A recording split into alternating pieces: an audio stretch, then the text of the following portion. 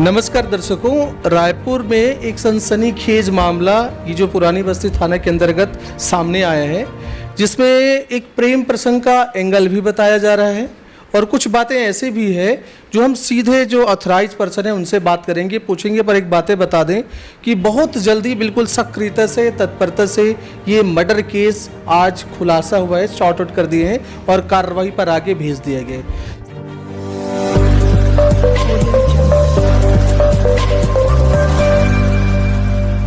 Sir, मामला क्या था और ये कितने दिनों में आप लोगों ने इतने जल्दी प्रक्रिया तक पहुंच गए?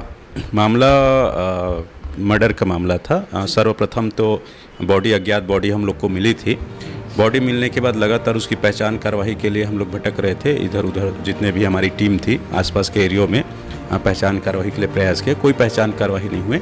इस बीच में हम लोग मीडिया का सहारा लिए, उसके लिए मीडिया का बहुत बहुत धन्यवाद, क्योंकि मीडिया के माध्यम से ही इसकी पहचान कार्रवाई संभव हो पाई। जैसे ही पहचान कार्रवाई हुआ तो उसमें हम लोग के कुछ मोबाइल नंबर्स हमारे पास। पहले थोड़ा ये बता दीजिए दर्शकों को कि दोनों रहने वाले क्या थे, कैसे था?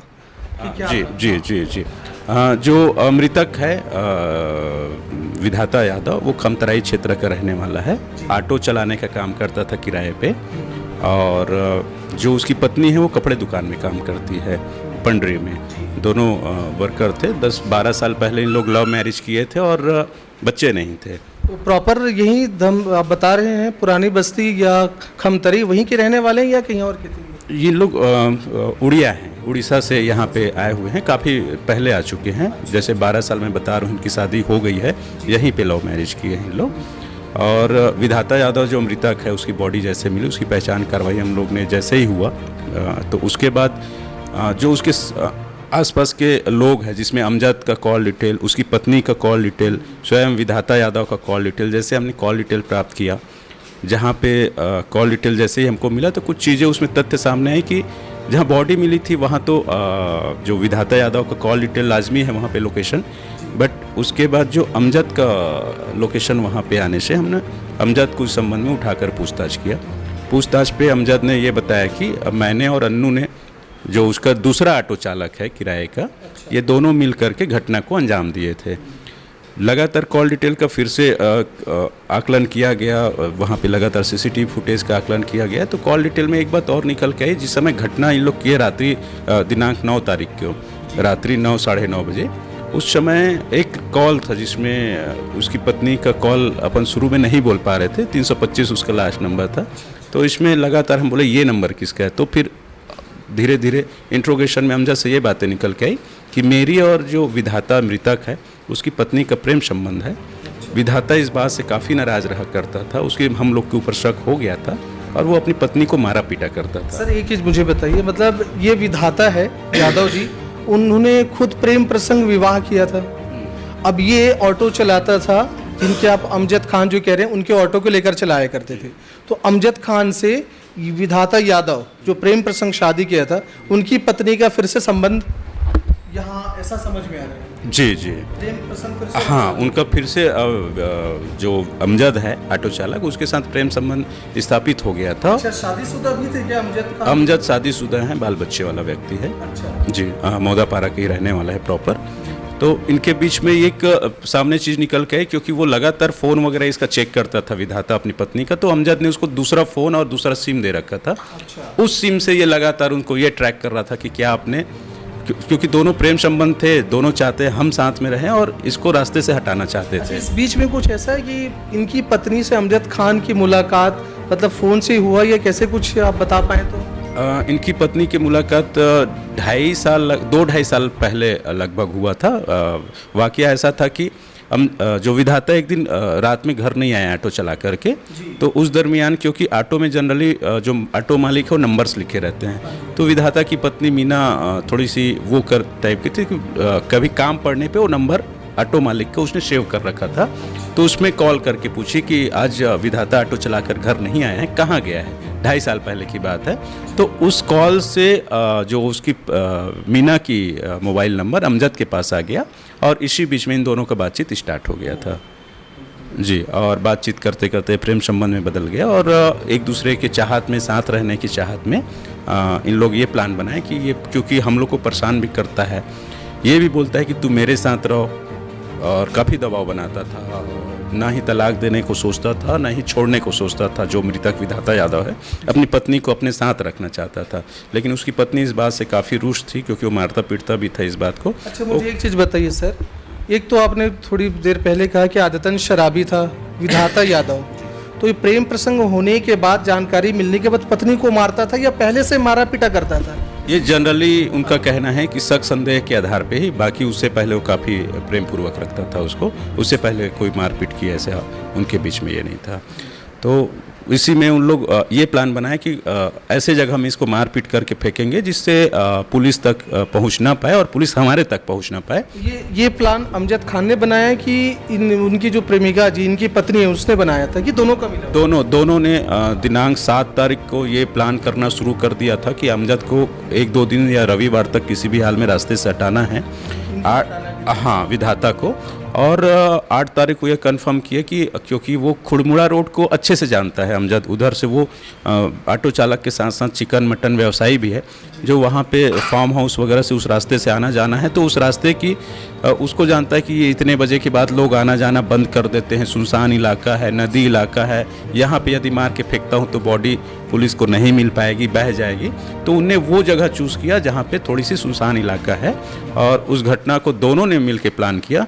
फिर सेकंड डे घटना में शामिल किया 9 तारीख को, जो उसका एक अन्य ऑटो चालक अन्नू, जो आदतन अपराधी, इनके अगेंस्ट ऑलरेडी 307 का मुकदमा, आर्म्स एक्ट का मुकदमा, लड़की छेड़खानी 354 का मुकदमा ऑलरेडी रजिस्टर्ड है, जो बिना भय लालच के उसमें प्लान में शामिल हो गया कि चलो मैं भी, जब अमजद ने बोला कि मुझे ऐसा ऐसा काम करना है, तुम्हारी सहयोग की आवश्यकता है, तो अन्नू ने अपनी सहमति दी और इस बात के लिए 9 तारीख को वो आए। इसमें जैसे लोगों को लगेगा कि शायद जब उनका पत्नी से संबंध जान रहा है विधाता, तो दारू पार्टी क्यों करने गया? तो ये सर, ये लाजिमी सवाल है कि चल रहा है तो क्यों उनके साथ जाएगा, क्योंकि ये समझ में आया है कि झगड़ा बीच में हुआ होगा, फिर भी उनके साथ उनकी पत्नी जिसके साथ प्रेम संबंध बना रखा है, उनके साथ वो दारू पार्टी क्यों करेगा?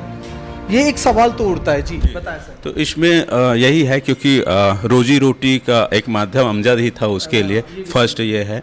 सेकंड ये है कि वो दारू का स्वयं शौकीन था, ऐसा कोई भी दिन नहीं होता था जिसमें वो दारू पी के घर नहीं जाता था।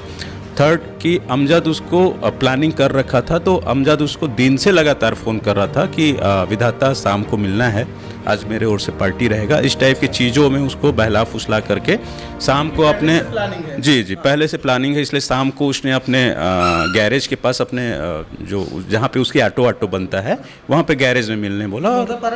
मोदा पार मतलब वो दूसरे का ऑटो है जहाँ पे उसकी गाड़ियाँ, क्योंकि उसके पास 22 ऑटो है, तो वो ऑटो एक डील टाइप का है, तो हाँ, तो वहाँ ऑटो शॉप, रिपेयरिंग शॉप के आसपास मिलने बुलाया। और इन लोग तीनों फिर एक साथ होकर के, अमजद, अन्नू और विधाता, अन्नू जो ऑटो चलाता था, अमजद का ही ऑटो है वो भी, उसमें बैठ करके सबसे सर्वप्रथम इन लोग अपने जो पुलिस लाइन गेट के पास जो दारू भट्टी है, देसी शराब दुकान, वहाँ से शराब लिए और शराब पीने के लिए, जहाँ पे इनके प्लान के मुताबिक खुड़मुड़ा जो पुल है खारू नदी का, वहाँ पे पहुँचे।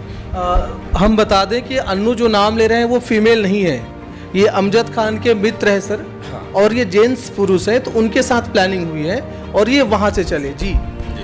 तो तीनों जाकर वहाँ पे शराब वराब पिए, और जैसे शराब पीने के बाद फिर दोनों का, क्योंकि पहले से ही प्लान था इसको मार के फेंकना है, तो अपने साथ एक लोहे का थोड़ा वजनदार पट्टी भी लेकर गए थे। फिर शुरू में तो हल्के फुल्के मारपीट किए, फिर आवेश में उसके बाद फिर जो अमजद है, ऑटो से पट्टी निकाला और पटिया, और जो मृतक विधाता यादव के सिर के पीछे दे मारा, जिससे वो वहाँ पे गिरा, और बॉडी को वहाँ से दोनों मिल करके उठा करके खारू नदी में फेंक दिए, ताकि ये बह जाए और पुलिस को ना पता चले। दर्शकों, आप देख रहे हैं हमारे साथ थाना प्रभारी कश्यप जी हैं, बिल्कुल सक्रियता समझ रहे हैं। ये बता रहे हैं कि उससे लोहे के पट्टी से पीछे वार किया गया, स्वाभाविक है पीछे जब पड़ेगा ब्लड निकलेगा तो बेहोश ज़्यादातर होते हैं, उसके बाद उसे नदी में फेंक दिया ताकि ये बह जाए। सर, जानकारी कैसे शिनाख्त कर पाए? बॉडी के, क्योंकि वहाँ आम रास्ता है, बॉडी बह नहीं पाई, काई वाई अभी क्योंकि गर्मी का दिन है, जैसे बहाव कम है, तो वो फंस गई थी बॉडी। तो वहाँ पे जो आसपास खुड़मुड़ा का कोटवार जी है वो 112 में पहले तो अपने अमलेश्वर थाना में कॉल किया। अमलेश्वर क्योंकि वहाँ पे थोड़ा सा बॉडी उसका रहता है डिस्प्यूट का, बॉर्डर डिस्प्यूट का, तो अमलेश्वर थाना की ओर से हमको ये सूचना मिली कि ये बॉडी एक है और ये आपके क्षेत्र के नदी में है। नदी भी आधी आधी बटी हुई है। तो हम लोग वहाँ मौके पे गए और फिर देखे कि वास्तविक में बॉडी हमारे क्षेत्र के में है। तो हमने उसको गोताखोर आसपास नौका का चालक थे उनके माध्यम से निकलवाया। फाइनली आगे फिर क्या धारा लगी, क्या कुछ आगे प्रक्रिया की है? इसमें जैसे ही उसका पीएम रिपोर्ट के आधार पर सर्वप्रथम तो हमने 302, 201 जो हत्या और साक्ष्य छुपाने का धारा लगाए थे। जैसे आरोपियों की पहचान हुई, आरोपियों की से पूछताछ हुई, तो ये चीज़ें निकाल के आए कि ये सामान्य हत्या नहीं होकर के एक प्लान मर्डर है। इसके लिए योजनाबद्ध तरीके से उसको मारा गया है। तो इसमें धारा 120 भी जोड़ करके उसकी पत्नी को भी इसमें आरोपी बनाया गया है। जी, अभी रिमांड पे भेजा जाएगा अभी। तो आप सुन रहे थे दर्शकों, पुरानी बस्ती रायपुर थाना की घटना है। प्रेम प्रसंग का मामला है। प्लानिंग करके अब उनके पति जो बताए जा रहे हैं उनके अपने प्रेमिका के साथ मिल करके एक जगह पे ले जा करके पीछे से वार करके, मार करके या बेहोश करके उसे फेंक दिया गया। फिलहाल पुलिस की सक्रियता, इनके टीम के जरिए बहुत जल्दी इन्हें सुलझा दिया गया। आज मामला सेटलमेंट हो गया और आगे कार्रवाई पे उन्होंने डाल दिया है।